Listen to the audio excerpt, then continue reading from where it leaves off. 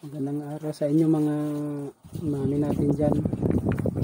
Ituturo ko sa inyo kung pag-operate nito, kung paano i-operate.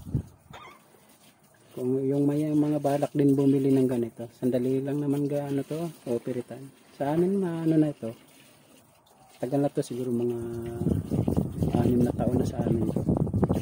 Ito pag ano yan, pagkakabit ng sinuli, ituturo ko sa inyo. Ito, mula dito sa ano, yan, sa sinulid yung dulo, iikot nyo lang dito, ito. Ikot nyo ganyan, tapos dito din sa malaki,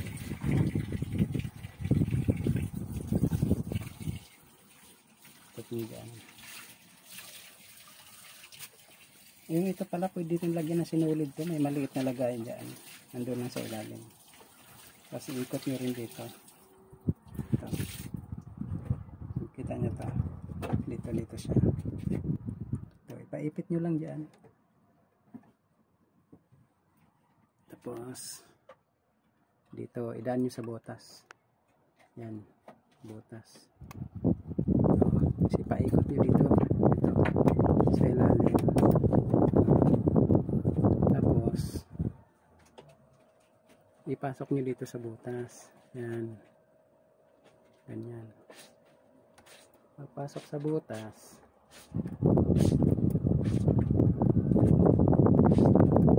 bababa nyo yung dulo, bababa nyo na rin, pasok nyo na siya dito na may awang sa ilalim, dito yan, ganyan. Tapos kuha kayo ng dito, yung pantusok ng karayom, itutusok nyo dito sa ilalim ng karayom, sa butas nya, may butas yan dyan, sa butas sa ilalim, hindi makita kasi may ilaw siya, yan, may butas yung karayom dyan sa ilalim, itutusok yan dyan, ito, tusok dyan.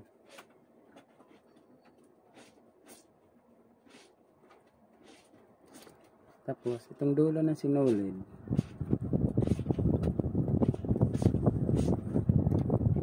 itusok nyo sa butas na yung panghila ng sinulid, yung pinakita ko, sabay hugutin nyo. Nakita na nyo yung dulo ng sinulid, yung dulo nya, ito yung dulo, ito, atakin nyo na, tapos pag ganyan, ipailalim nyo, yan. Tapos ito, kanina, ilagyan ko na to. Ilagyan ko na ng sinulid yan. Ipapasok nyo dito yan, sa butas. Yan. Ayan. Yung hayaan nyo na yung dulo. Tapos yun na yun.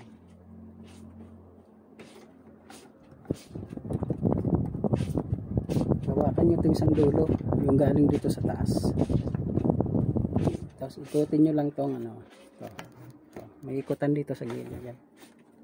Ito ikutin nyo para makuha nyo yung sinulid na isa, para mapunta sa taas.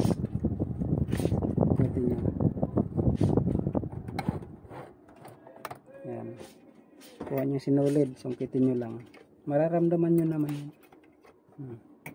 Tapos ibaba nyo to, may babaan pala dito, yung parang ano ng tila, ito, yan. Pag nagtahi na kayo, ibababa nyo para maipit ang tila. Yan, papakita ko sa inyo.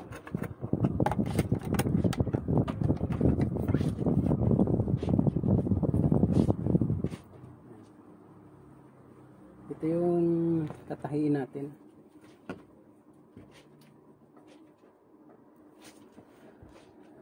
Babawasan natin kasi masikip. Mamaya na natin ikakat.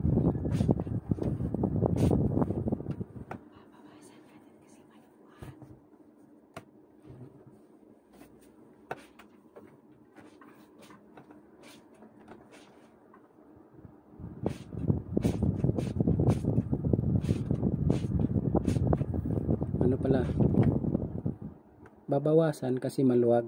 Mali ako. Maluwag siya kaya ni-repair natin. 1 inch lang naman binawas nito. Pag ano pala, pag ginamit nyo na to, huwag nyo kukontrahin ang tela.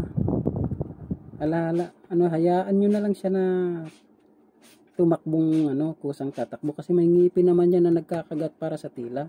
Pag kinuntran nyo kasi, nababali siya. Lalo kung manipis yung karayom. Ito, ganito.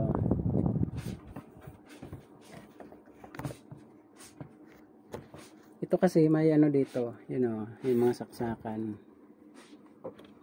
Ito. Nakakabit yan dito sa ilalim. Sa inaapakan ng pedal. Ito yung inaapakan ng paa pala. Ito yung pinaka-pedal niya para gumana yung makina natin.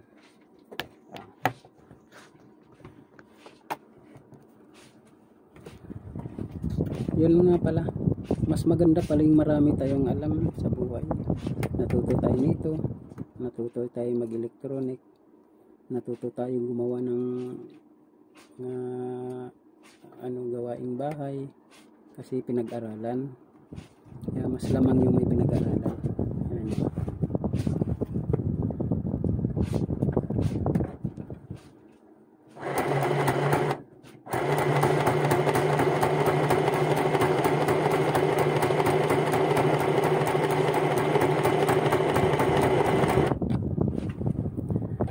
Dahan-dahan lang naman basta matapos yung gawa nyo. Hindi naman nagmamadali kasi hindi naman heavy duty ang makina natin. Unti-unti lang. Basta di lang mabali yung karami.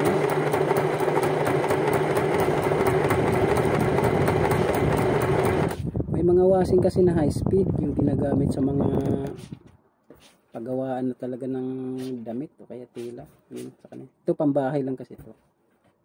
Natututo tayo dito sa mga lolo natin, yung makinang dipidal dati.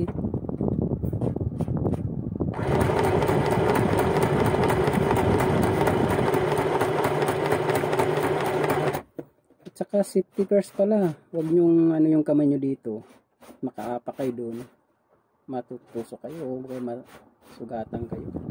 Ingat na lang, safety first tayo.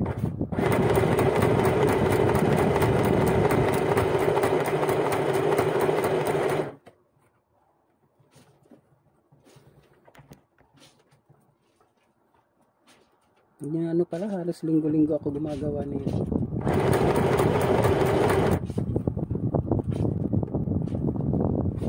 So, pinapakita ko lang sa inyo kung paano ginagamit to.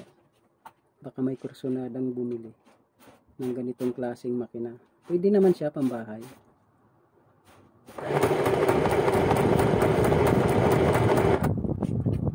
Basta ulitin ko, huwag niyong kukontrahin talaga. Pag kinontra nyo kasi pinigilan nyo to, nababali yung karayom. Parang nahila siya.